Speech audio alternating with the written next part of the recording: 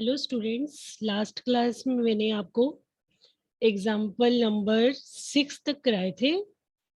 अब हम next example number 7 बता रहे हैं, that is lecture 4 divisibility. Lecture 4 है या 5 है, मैं 4 डाल रही हूँ यहाँ पे। Lecture 4 divisibility. Find the remainder when triple one की power triple three plus triple three की power triple one is divided by 7। जब इस टाइप के न्यूमेरिकल आएंगे तो आप कैसे करोगे?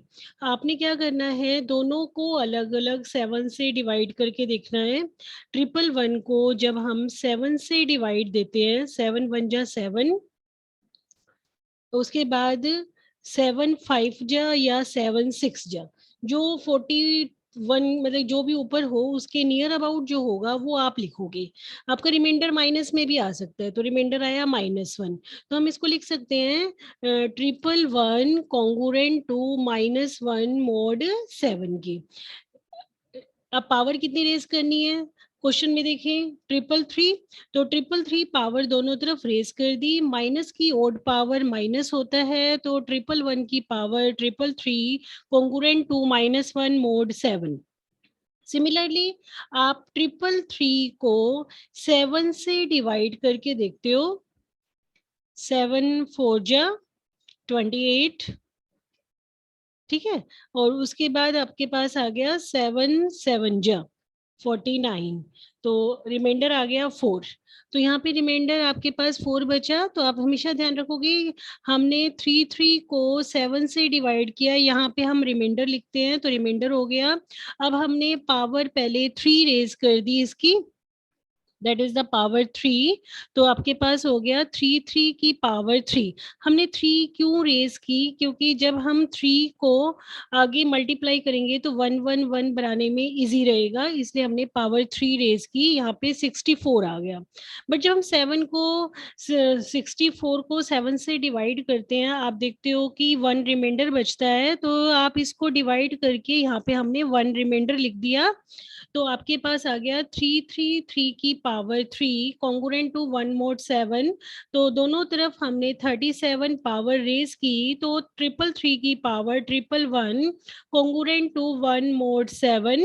अब हम क्या करेंगे, इक्वेशन नंबर जो आपकी 1 है और इक्वेशन नंबर 2 है, इनको ऐड कर देंगे। तो आप देखोगे जब ऐड करोगे लेफ्ट साइड लेफ्ट में, राइट साइड राइट में, तो ऊपर -1 रिमाइंडर में है और यहाँ 1 है, -1 और 1 को ऐड करोगे आपके पास आ जाएगा 0। तो ये आपका सोल्व हो गया कि जब आप ट्रिपल वन की power triple three plus triple three की पावर ट्रिपल वन को 7 से डिवाइड करते हो तो रिमाइंडर आपके पास 0 आ जाता है। Next example, example number 8। Example number 8 में आपके पास है कि जब आप 3 की पावर 181 को 17 से डिवाइड करोगे तो क्या रिमाइंडर आएगा। तो हम क्या करेंगे, 3 की पावर 1 से स्टार्ट करते हैं। हमें पता है जब हम 3 तो 17 से छोटा है, डिवाइड ही नहीं होगा, तो 3 कॉन्गुरेंट 3 मोड 7 इस टाइप लिख सकते हैं। आप देखोगे जब आप 3 कॉन्गुरेंट 3 मोड 7 लिखते हो, 17 डिवाइड करेगा 3 - 3, दैट इज 0 को, 17 0 को डिवाइड कर रहा है। उसके बाद 3 की पावर 9 लेते हैं, 3 की पावर 9 आपके पास हो गया 3 की power 2 equal congruent to 9 mod 7, 3 की पावर 3 कॉन्गुरेंट टू 27 मोड 17, 3 की पावर 4 कॉन्गुरेंट टू 81 मोड 17। अब 81 और 17 है, तो 81 को 17 से आप डिवाइड करके देख सकते हो, 74 जा 17 5 जा आप देखोगे 85 होता है, पर रिमाइंडर हमारा -4 बच जाएगा, तो हमने यहाँ पे लिख दिया 3 की पावर 4, यहाँ पे -4 रिमाइंडर मोड 7। अब दोनों तरफ पावर हमने 2 रेज कर ली, 3 की पावर 8 कॉन्गुरेंट टू 16 मोड 17, 3 की पावर 8 जब आप 16 को 17 से डिवाइड करोगे रिमाइंडर आएगा -1। तो अब यहाँ पे 3 की पावर 8 कॉन्गुरेंट टू -1 मोड 17 हो गया। हमने पावर 181 करना है, तो हम देखते हैं कि 188 को किससे मल्टीप्लाई करें, ज्यादा से ज्यादा फैक्टर से, कि 181 की नियर अबाउट हो जाए। तो आप देखोगे जब हम 8 को 22 से मल्टीप्लाई करते हैं तो 176 आता है, 8 को आप 23 से मल्टीप्लाई करोगे 184 आ जाता है, वो 181 से बड़ा हो गया। तो 8 को हमने पावर 22 रेज कर दी, तो दोनों तरफ 22 पावर रेज की। 3 की power 176 is congruent to 1 mod 17, तो 3 की पावर 176 हो गया। उसके बाद हमारे पास देखो, हमने 184 करना है, तो इक्वेशन नंबर 1, इक्वेशन नंबर 2 और इक्वेशन नंबर 3 को आप मल्टीप्लाई करते हो तो आपके पास आ जाएगा 3 की पावर 1, 3 की पावर 4, 3 की पावर 176, और यहाँ पे 4 इंटू में 3 -12 आ गया। 17 को जब आप -12 से डिवाइड करोगे तो 17 1 जा 17 करते हैं तो 5 आपका रिमाइंडर बच जाता है। तो यहाँ पे रिमाइंडर आ गया आपके पास 5। ओके, अब नेक्स्ट एग्जाम्पल 10 देखते हैं। एग्जाम्पल 10 11 ये इजी से एग्जाम्पल है।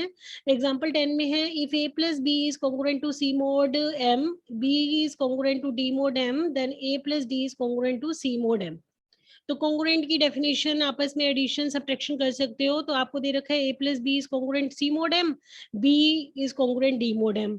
तो हम क्या करते हैं कि सब्ट्रैक्ट कर देते हैं 2 में से 1 को, तो a is congruent to c minus d mod m हो गया। Sorry, adding d both side, दोनों तरफ d ऐड किया तो आपका ये प्रूफ हो गया। Okay, example number 11, sorry, example number 11, if AB is congruent to C mod M, B is congruent to D mod M, then AD is congruent to C mod M। A B C के congruent है तो by the definition of divisibility M divide करेगा A B minus सी को। आप हमेशा ध्यान रखना, जो आपका यहाँ पे सी है दैट इज रिमाइंडर है। आप ए बी में से आप कॉन्ग्रुएंस की डेफिनेशन ही यही थी कि इस साइड राइट वाली साइड को आप लेफ्ट में ले जाते हो तो आपका जो मोड में है वो उसको डिवाइड करता है। तो by the definition of divisibility A B minus में सी आपका कितना आ जाएगा, एम के। Similarly b is congruent to d mod m, मतलब m डिवाइड कर रहा है b माइनस d को, तो b minus d equal to L M. तो b हो गया आपका d प्लस में एल एम। b की वैल्यू को आप 2 से 1 में पुट करोगे और सिंप्लीफाई करोगे, m वाले एक तरफ ले गए तो आप देखोगे कि m डिवाइड कर रहा है ad माइनस c को। तो इसका मतलब ad is congruent to c mod m by the definition of congruence. ठीक है, अब हम नेक्स्ट एग्जाम्पल पे आते हैं। एग्जाम्पल नंबर 12, एग्जाम्पल नंबर 12 में आपको दे रखा है कि अगर ए बी के कॉन्ग्रुएंट है, मोड m1 है, ए बी के कॉन्ग्रुएंट है, मोड m2 है, m is the LCM of m1 m2, then prove that a is congruent to m, also prove the converse of the theorem. तो A B के congruent है, mod m1 है, A B के congruent है, mod m2 है, तो by the definition of congruence m1 divide करेगा a minus B को, m2 डिवाइड करेगा a माइनस बी को। तो इसका मतलब a माइनस बी दोनों का कॉमन मल्टीपल है m1 और m2 का, बट m1 और m2 का आपको m लीस्ट कॉमन मल्टीपल दे रखा है। लीस्ट कॉमन मल्टीपल का मतलब कि जो आपका a माइनस बी है वो m का भी मल्टीपल है, तो m a माइनस बी को डिवाइड करेगा, तो a is congruent to b mod m। Okay, simple सी थ्योरम थी। Converse, since a is congruent to b mod m है और m एलसीएम m1 m2 का है, तो m a माइनस b को डिवाइड कर रहा है, m1 m को डिवाइड कर रहा है, m2 m को डिवाइड कर रहा है और m a माइनस b को डिवाइड कर रहा है। इसका मतलब m1 a माइनस b को और m2 a माइनस b को डिवाइड करेगा। तो by the definition of congruence a is congruent to b mod m1 और m2 दोनों आ जाएगा। तो ये आपका प्रूव हो गया। ऐसे ही example number 13, if A B के कॉन्ग्रुएंट है, मोड m1 है, ए बी के कॉन्ग्रुएंट है, मोड m2 है और m का जीसीडी m1 m2 ले लिया, तो आपने प्रूव करना है A is congruent to A is congruent to B mod m। Is converse, क्या कन्वर्स ट्रू है? अगर नहीं है तो उसका एग्जाम्पल दो। जब ऐसे पूछा हुआ है तो इसका मतलब कन्वर्स ट्रू नहीं होगा, आपको एग्जाम्पल ही देना पड़ेगा। ठीक है। तो A congruent B mod M, तो डेफिनेशन लगा दी, m1 divide a minus B, A congruent B mod m2 divide a minus B, और m जीसीडी दे रखा है। जीसीडी का मतलब m m1 को भी डिवाइड कर रहा है, m m2 को भी डिवाइड कर रहा है, इसका मतलब m आपका a माइनस बी को भी डिवाइड करेगा, तो a is congruent b mode m हो गया। But converse is not true. जब आपको ये दे रखा हो इफ नोट्स, तो इसका मतलब आपको एग्जाम्पल ही पुटअप करना पड़ेगा, और वो एग्जाम्पल आपको खुद सोचना पड़ेगा। इसमें तो आपको गिवन है, तो प्रैक्टिस से आता है ये सब कुछ। अगर m1 आपने 10 ले लिया, m2 15 ले लिया, 10 और 15 का आप जीसीडी निकालोगे तो आपका 5 हो जाएगा। जीसीडी आपको निकालना आता होगा, आप डिवाइड करके देख सकते हो। 15 को 10 से 1, 10, 5 आ गया, फिर 10 को अंदर रखा, 5 2 जा 10, तो जी ये आपका क्या बन गया, जीसीडी। तो जीसीडी आपका कितना आ गया, दैट इज 5।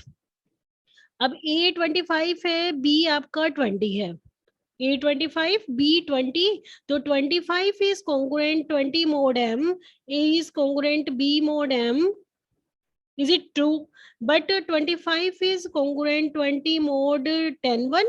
अब मोड m के तो है, मतलब रिवर्स पार्ट हमने प्रूव कर दिया, दोनों का जीसीडी था। बट क्या मोड में m1 और m2 भी आता है? तो यहाँ पे आप पुट कर देते हैं a 25 b 20 मोड 10। क्या 10 इसको डिवाइड कर रहे हैं? आप करके देख सकते हो। यहाँ पे हमने देखा 10 डिवाइड 25 माइनस में 20, 10 divide 5 which is not true, वो आपका ट्रू नहीं है। उसके बाद ऐसे ही मोड में 15 लिया, वो भी आपका ट्रू नहीं है, इसका मतलब converse of theorem is not true. अब हम आते हैं एग्जाम्पल नंबर 14 पे। If A is congruent to B mod M then show that GCD of A M equal to GCD of B M. हमेशा ध्यान रखना कि डिविजिबिलिटी में जब भी आपको ब्रैकेट में दे रखा है स्मॉल ब्रैकेट में, इसका मतलब वो जीसीडी है। कैपिटल ब्रैकेट में दे रखा है तो उसका मतलब वो एलसीएम है।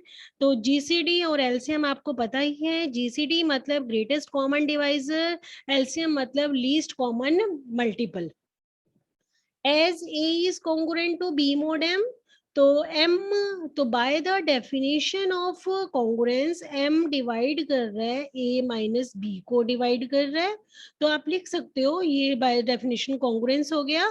A को आप किस फॉर्म में लिख सकते हो, B प्लस में M क्यू फॉर्म में।